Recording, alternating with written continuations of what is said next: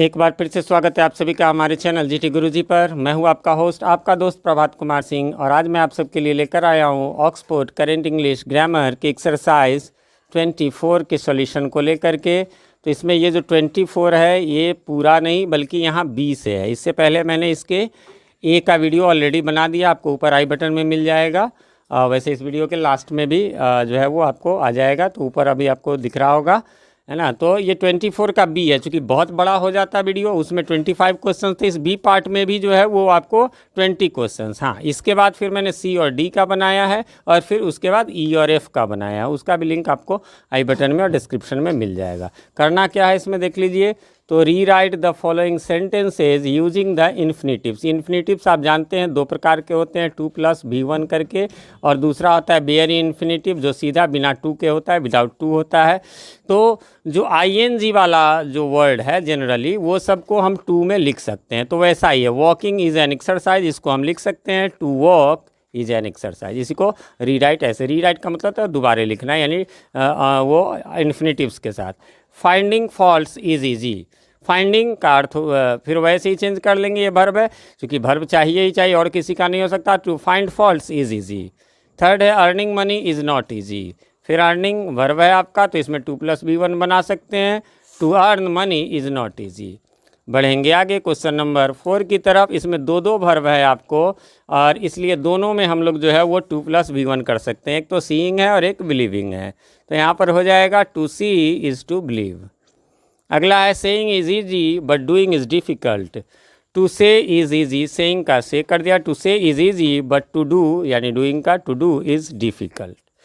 लेकिन यहाँ 5 तक तो आपको एक पैटर्न पे था, 6 में थोड़ा सा अलग हो गया। He is so weak that he can not fight. तो ये आपको रिमूवल ऑफ टू एक अलग से एक्सरसाइज आता है, उसके वीडियोस भी मैं बनाने जा रहा हूँ। तो उस चैप्टर का ये है, आपने पढ़ा ही होगा। तो उसमें जो है क्या होता है, he is so weak that he can not fight. तो ये इसका क्वेश्चन सब यहाँ तो आंसर है, लेकिन एक्चुअली उस चैप्टर के अंतर्गत यानी रिमूवल ऑफ टू के अंतर्गत आपको इस प्रकार से बनाना रहेगा। ये क्वेश्चन ये रहेगा, he is too weak to fight, है ना। यहाँ पर रिमूवल ऑफ टू है, यानी कि जो है इस टू को जो है हटाना रहता है, तो उसके लिए आंसर यही हो जाएगा, है ना। तो इसमें समझिए कि आंसर ही क्वेश्चन है, क्वेश्चन ही आंसर है।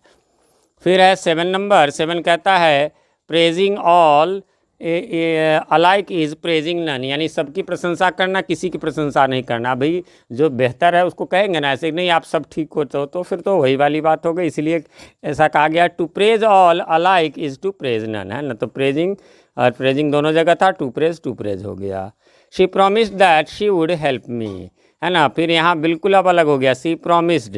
अब करेंगे किसका, या तो इसका कर सकते हैं, वर्ब का ही तो 2+V होना था, या फिर हेल्प का। तो ये तो होगा नहीं, ये तो मेन वर्ब है। याद रखिएगा जो इधर वाला पहला वर्ब जो होता है वो फाइनाइट वर्ब या मेन वर्ब कह लीजिए वो होगा, तो दूसरे वर्ब कोई करना होगा। यहाँ हेल्प है तो टू हेल्प मी, इसलिए ये शी भी हट जाएगा, वुड भी हट जाएगा, हो जाएगा सी प्रॉमिस्ड टू हेल्प मी। अच्छा, मीनिंग में कोई चेंज नहीं हुआ, उसने मुझसे वादा किया टू हेल्प मी, मेरी मदद करने के, और इसमें भी वही हुआ, सी प्रॉमिस्ड, उसने वादा किया that she would help me, कि वह मेरी मदद करेगी, बात वही का वही हुआ। I was surprise when I heard the news, तो क्या हो गया, I was surprise to hear the news. हाँ, वर्ब तो यही है, टू हियर द न्यूज़। फिर है we expect that we shall win the match, तो we expect to win the match. ये सब इस प्रकार से थोड़े से, ये आपको एक तरह से स्ट्रक्चर हो गया, इसकी प्रैक्टिस आपको करनी चाहिए, है ना। ऐसा नहीं है कि मतलब कोई खास स्पेशल रूल इसके लिए है। फिर आपको 11 नंबर में I hope I shall meet you again, तो वही I hope to meet you again, पहला वही, दूसरा वर्ब मीट है। तो यानी उसको लगाने पर ऐसे भी इसको यदि आप बनाना चाहेंगे तो एक चीज़ इसमें गौर करेंगे, यदि आप उसको बनाना चाहेंगे तो मतलब टू लगा करके फिर आप देख लीजिए, उसके अलावा जो है आपको ज़रूरत नहीं पड़ेगी और शब्दों की। जैसे आई होप किस चीज़ के लिए, तो टू मीट यू, है ना, अगेन, है ना। तो अपने आप ये आई और शैल हट गया। I worked hard that I might win the scholarship, तो I worked hard to win scholarship। फिर है the chairman was the first man who arrived at the meeting, the chairman was first man to arrive at the meeting, है ना, who arrived की जगह to arrive at the meeting. अगला है they say that he is very rich. अब ये बिल्कुल थोड़ा सा अलग हो गया, है ना, क्योंकि अब इसमें सोचिए, ऐसे भी सोचिए, दे से तो पहला से का तो होगा नहीं, दूसरा वर्ब हमको मिलेगा नहीं। जब ऐसी परिस्थिति हो तो इसको पैसिव वॉइस वाले रूल पर बनाएंगे। She is said to be very rich, है ना। सो यहाँ पर एक मिस्टेक हो गया है, क्वेश्चन में ही है तो यहाँ पर भी ही होगा। मैं इसका स्क्रीनशॉट ले लेता हूँ, यहाँ पर ही लिख देता हूँ। He is said to be very rich, आपके बुक में भी दिया हुआ है ना, ऐसा एग्जाम्पल। आप चाहे तो वहाँ से भी देख सकते हैं। आगे बढ़ेंगे क्वेश्चन नंबर 15 की ओर। The conductor stood at the gate, conductor जो है गेट पर खड़ा हुआ, so that he might check the tickets, ताकि वह टिकट चेक कर सके। हो जाएगा the conductor stood at the gate to check the tickets, है ना। तो यहाँ पर जो है चेक है तो यहाँ पर टू लगा के हमने बना लिया।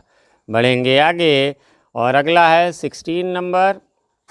और 16 नंबर में कहता है कि it seems that he is a thief, है ना। तो इट सीम्स, अब यहाँ पर भी जो है तो लगेगा कि भाई ये, हाँ बिल्कुल। तो ये एक एक पर ऐसे 5-5 7-7 आप प्रैक्टिस कर लेंगे तो आपके लिए इजी हो जाए, क्योंकि फिक्स रूल इसके लिए नहीं है।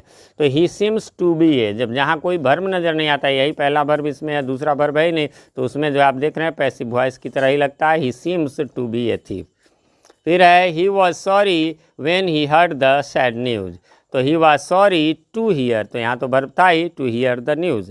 फिर है do you understand what you have to do, क्या तुम समझते हो, क्या तुम जानते हो। What you have to do, क्या तुम्हें क्या करना चाहिए। यहाँ भी देखिए do you understand watt to do, क्या करना है, तो वाट टू डू से भी हमारा ऐसे ही चल जाता है। आगे बढ़ेंगे हम लोग अभी, और अगला है 19 नंबर। 19 नंबर में कहता है she was told that she must not dirty her frock, dirty यहाँ वर्ब के रूप में हुआ है। हो जाएगा she was told not to dirty, जब नॉट रहे तो नॉट टू होता है, टू डायरेक्ट ना होकर के, not to dirty her frock. 20 है दे वर डिलाइटेड, वे खुश थे, व्हेन दे लर्न, जब वे जाने, of the arrival of their headman, कि उनके मुखिया आ रहे हैं जानकर। तो यहाँ हो गया they were delighted to learn of the arrival of their headman. तो बी में जो है वो आपको इतना ही था, है ना। फिर अब जैसा कि मैंने बताया, अब आगे आपको सी का और डी का रहेगा, फिर उसके बाद आपको ई का और एफ का रहेगा, ठीक है। तो उसमें फिर 25-25 हो जाएंगे, 20-25 ठीक रहता है, ताकि एवरेज वीडियो जो है 7-8-9 मिनट के हो जाए। बहुत बड़ा जो है वो लोगों को बोरिंग होने लगती है, और एक एक करके आप बनाएं, हर एक में पैटर्न भी अलग अलग है।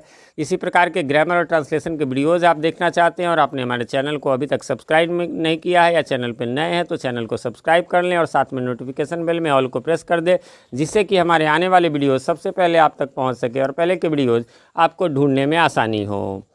इस एक्सरसाइज में यदि कुछ भी नहीं समझ में आया हो तो आप कमेंट करें, मैं उसको रिप्लाई ज़रूर करता हूं, भले ही थोड़ी देर से ही सही। और हाँ, कमेंट में ये भी बताएं कि हमारे वीडियोज़ आप सभी को कैसे लगते हैं।